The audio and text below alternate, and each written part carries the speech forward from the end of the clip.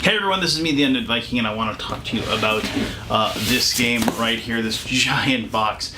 Reign of Nations. Reign of Nations is a multiplayer game. Up to 7 people can play it. Yes, that's right, 7 people, in which each person is going to take on the role of a nation in this this fantastic fantasy world, and then you're basically what you're trying to do is trying to make sure that you are the one to take claim over the basically control of the world, and you can do that basically by defeating one of the other nations. The game has a lot of ebb and flow to it because of the fact that people could gang up on one person, but you have to kind of time it. So hopefully you'd be the one to do the final blow, so then you'd actually be the winner, because it would really stink if you weaken somebody really badly and then you were unable to finish them off, and then the next person just comes in and swoops in and takes the win. So you kind of have to time things really well.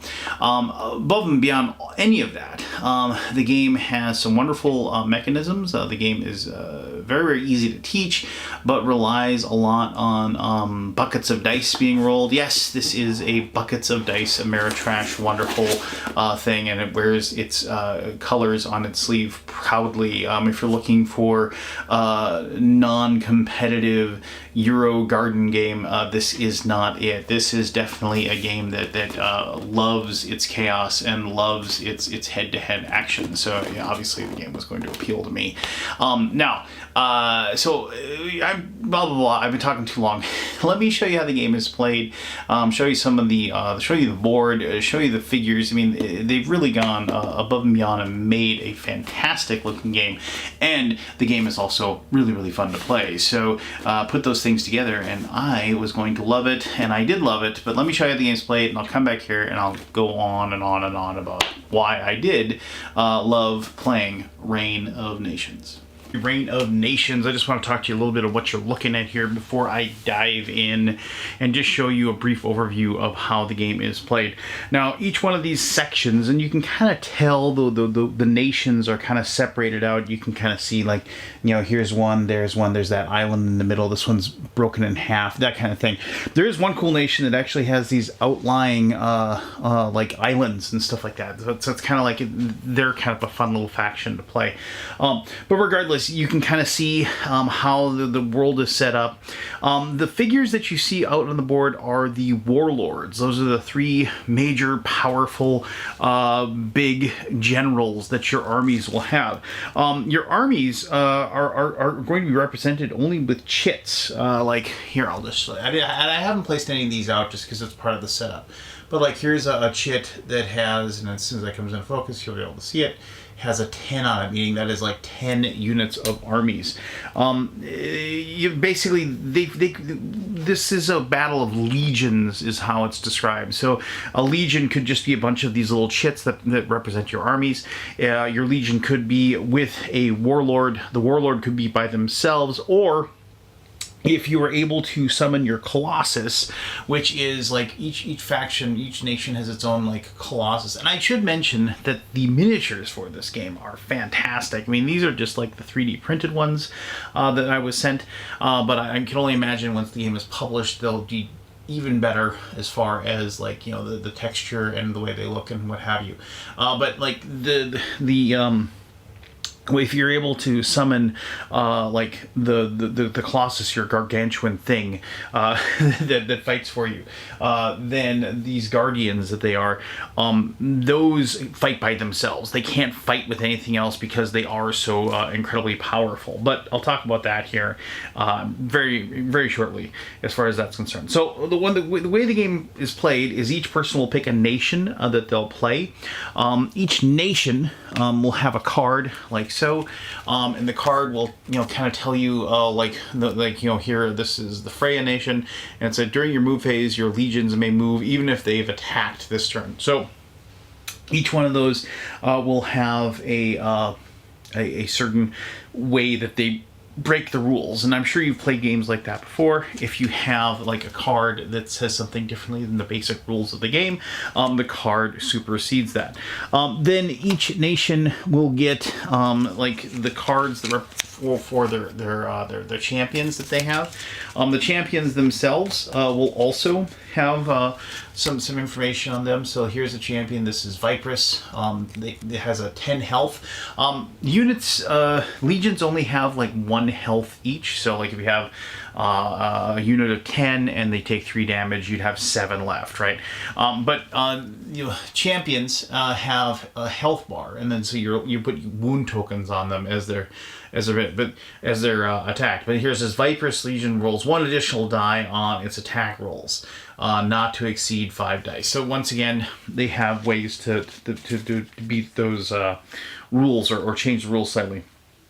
And then the Guardians themselves, and you get a Guardian card, and then it says Zythan Legions may ignore the effects of power cards. And I'll talk about power cards a little bit. So getting your Guardian out is pretty important because of the fact that, one, it is a super powerful thing to have on your side, but also it'll give you a special power that you're able to play with, and that will give you an advantage as the game is played. Now, that doesn't come without its like the possibility of it kind of backfiring on you, because this is a game where everybody is going to be going to battle with each other. Now, this isn't a player elimination game, meaning that like, yes, players can be eliminated, but once one person is eliminated, then the game is over, and the person who did the eliminating is the winner. So you can win the game if you destroy another player's Guardian. So if you summon your Guardian and it gets destroyed, then that person wins. Or if you destroy another player's last remaining Warlord, so you have your Warlords on the board and you're trying to protect them, but also they're very, very important. They're very, very powerful. You want them involved in combat. So you have to risk and reward as far as that goes. Or you conquer another player's last remaining city. And so like you can see cities are in locations where like you can actually see where they're located. I should also mention that there are places like these portals that are here. You can use those portals to transport the legions from those locations to another location that has a portal. So portals can be a very important spot to have and take control of, but also can be very dangerous because somebody else can just go to a portal and then be able to move their entire army into that location and do battle with you. So you kind of have to keep your head on a swivel, if you will. I should also mention that there are, like, you can see there's these little lines that go like these like kind of bold like light blue lines, and there's these like little dotted greenish lines. The greenish lines are called slipstreams, and only this faction is allowed to use those. That's like their special power. I should also mention that if you look, like, there's a little bold line here and like here, and you can see those coincide with the other side of the board over there as well.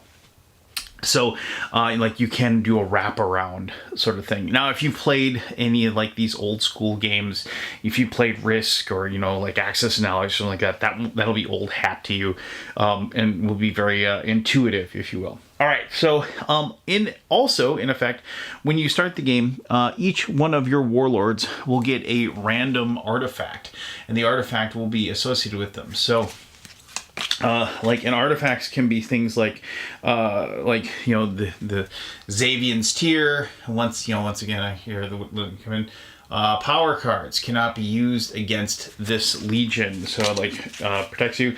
There's also just things that are just straightforward, like weapons or what have you. I find one for you.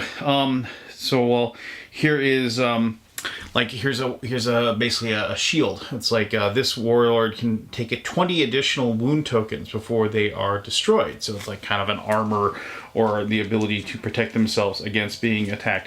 Here's this Blood Moon Axe, where it says, during your attack phase, this legion makes 1 additional attack roll. So 1 additional attack, if able. I apologize, I misread that. So you can see, like, it kind of like changes the different warlords and gives them an extra ability, and that, since that's random, you can't always expect like certain warlords to have certain powers or whatever. So now you will also get a hand of power cards at the end of the game. Now power cards are interesting because power cards can technically kind of be played at any time you want. So on your turn, or or whenever you want, for that matter, when you will have power cards in your hand, and all the power cards have a number on them. Like this one has the number 7 on it, and that means that it costs 7 energy to be able to use that power. Now 7 energy is fairly high for a power card. You start with 10 energy, and you can gain more energy when you take over locations. Like here, like this Lost Shores, there's a little 1 energy there, and there's like a 2 enemy unit. Now, normally, and when I show you combat, I'll actually populate the board a little bit. But so like if you were to attack and take over Lost Shores, you would get 2 units to be able to deploy at the end of your turn, and also you get 1 energy to use for power cards later. But so like here, this fate says like immediately after a dice roll, you may change the face value of 1 die. Now, so that is a situational ability. So like that dice roll, you place it down, and you say Zaya, and that means that you're placing a power card down. And when you place a power card down, then somebody else, because there are power cards that can react to power cards, if they wish, they can play a power card from the hand to counter or to affect, in addition. Now, it doesn't necessarily mean that the power card will stop that power from happening. What it does mean is that you're basically opening up the ability for somebody else to use a power card against you when you do that. So it's kind of a risk reward type of situation when you use your power cards. And then so when you do that, then if nobody else decides to stop you, if somebody else decides they want to stop you, they'll say, they will reveal their power card. The effects of that power card take place. And it should be noted that this isn't a situation where you play a power card, then another person plays a power card, then you play a power card, and back and forth. Once the second power card is played, no other power cards can be played. So if you're playing a 6 or 7 person game, and you place a power card down, and then somebody else places a power card down, and then somebody else does, the person that plays that power card first will get to use that power card first as the reaction to that power card.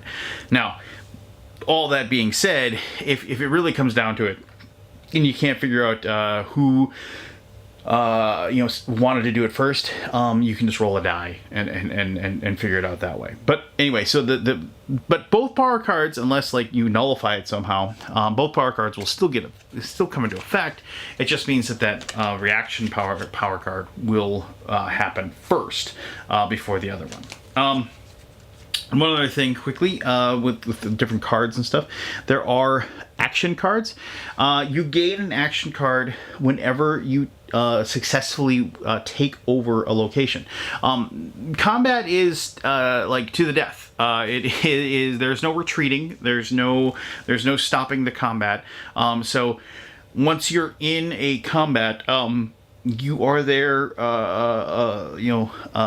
battling it out until it's over. So when you make these decisions to do attacks, especially with your big units like warlords or guardians, you need to make very, very careful and very, very sure that you believe you're going to win, and 2, that you are willing to risk whatever it is that you're putting up.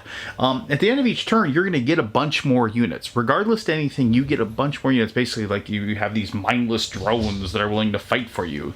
And so you can always be adding more units to the board. And you'll get your bonus units as well. But you remember your warlords and your guardian. Well, I mean, if you lose your guardian, you've lost. But I mean, your warlords are finite, and there's only 3 of them left. 3 of them, and you start with those at the beginning of the game. Now, when action cards can have both positive and negative effects. Here's one that says, collect 5 unit tokens. So you won, hey, get an extra 5 units. Here's one where the guy's being thrown down the pit there. It says discard 20 of your stored unit tokens. So when you gain unit tokens, you have the option of just holding on to them and deploying them out onto those places that you control at a later time, but you can only do that on the end of your turn.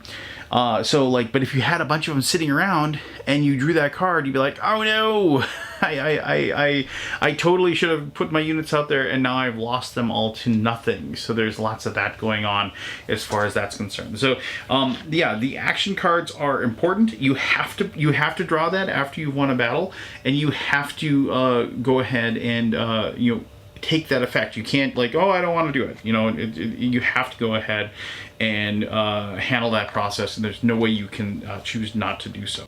All right, so how do you play? So the game is separated into 4 turns, or 4 phases of each person's turn. It'll just go clockwise around the table, and each person will take their turn. So phase 1 is summoning. If you have 20 energy tokens, you're allowed to summon your guardian and bring them into play. As I said, the guardians are big and they're bad and they're powerful. This guy's kind of like a cool Odin-like guy with some heads on his shoulder and a big rock hand over here.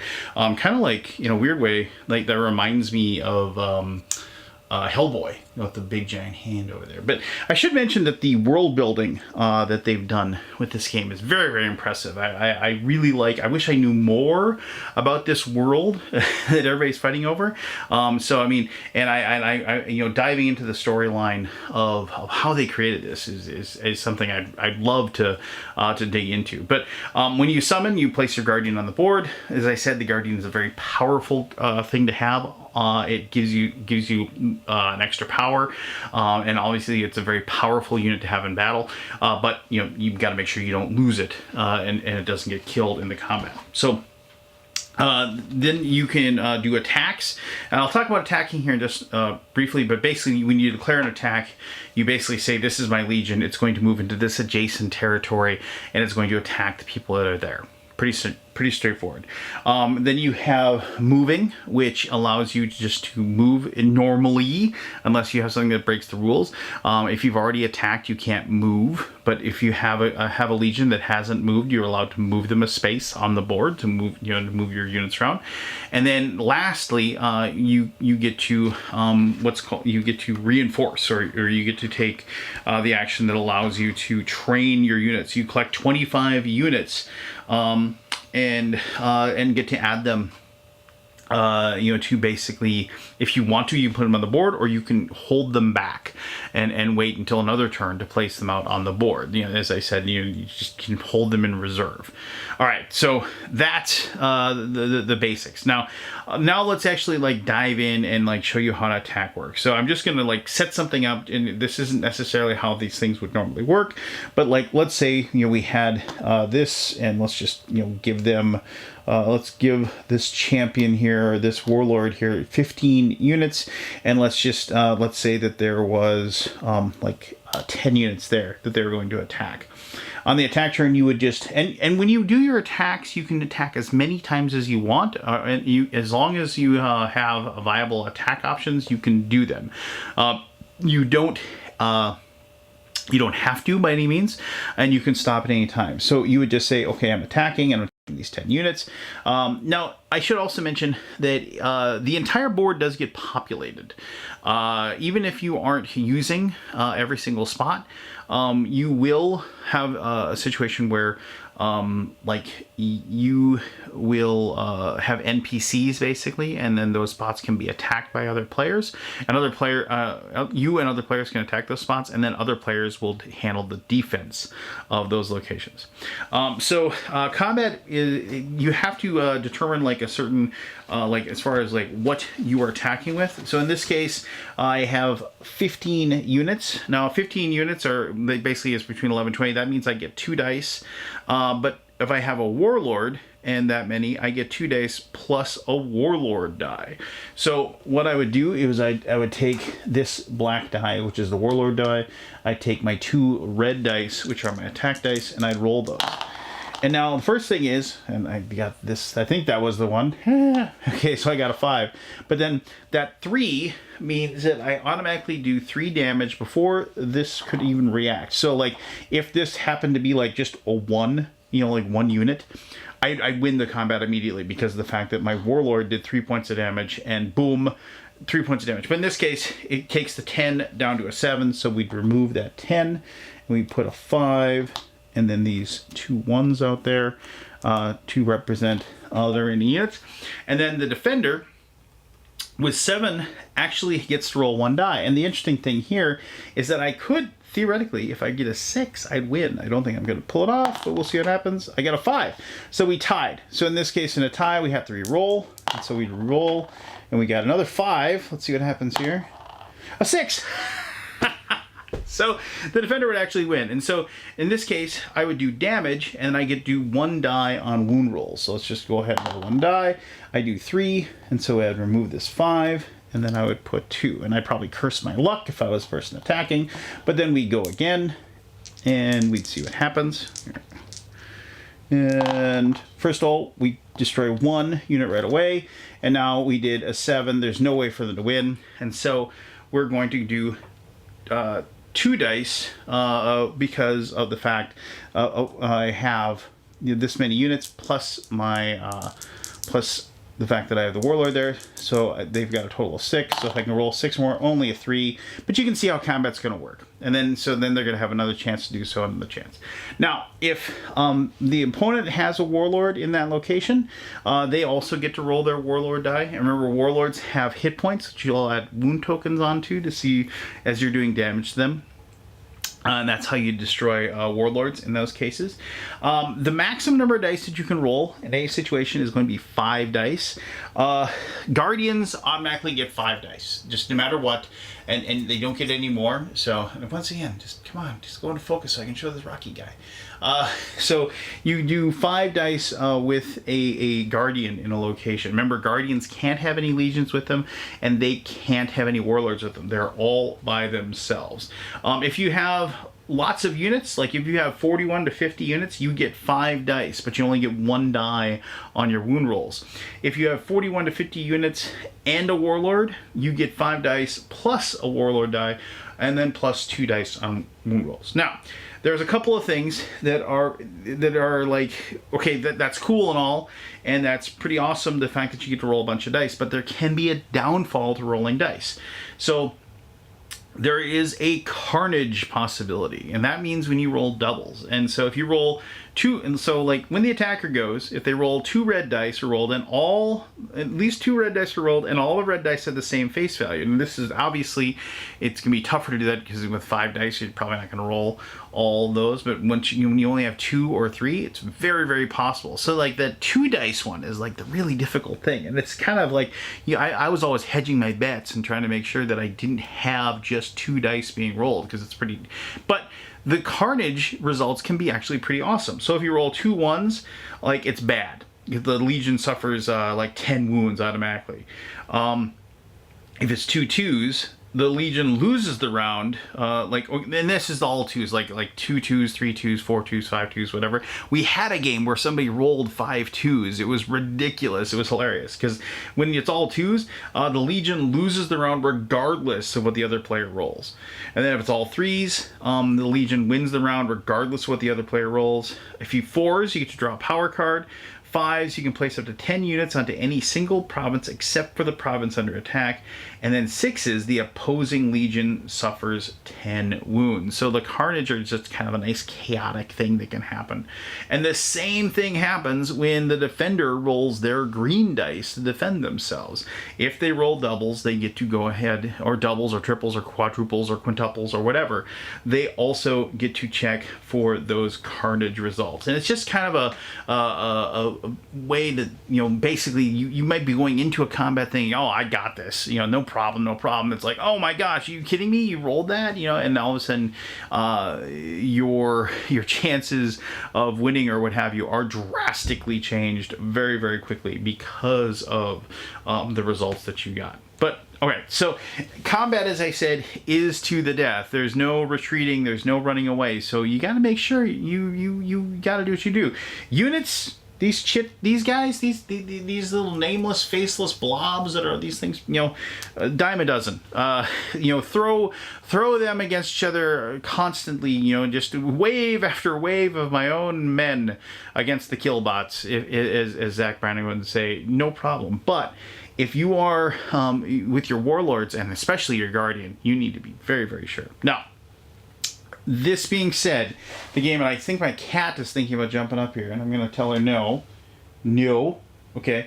That being said, this is one of the most fun games I've played in quite a while. Basically because of the fact that the rules are very condensed, very, very simple, very, very straightforward. And my friends and I were able to just kind of dive into the world, dive into like the game beyond the game, as far as like the whole like negotiation process and like, hey, don't attack me over here, or this guy's getting too powerful, we got to gang up on that guy, that sort of thing. And then also, like, because the winning situations are like, who is the one that finally finishes off the guardian, or who finishes off that person's warlords, or takes that last city, that determines who's the winner. It's kind of like, it just feels like it's up for grabs. And so that's why playing those power cards and having those effects whatever really comes in handy as well.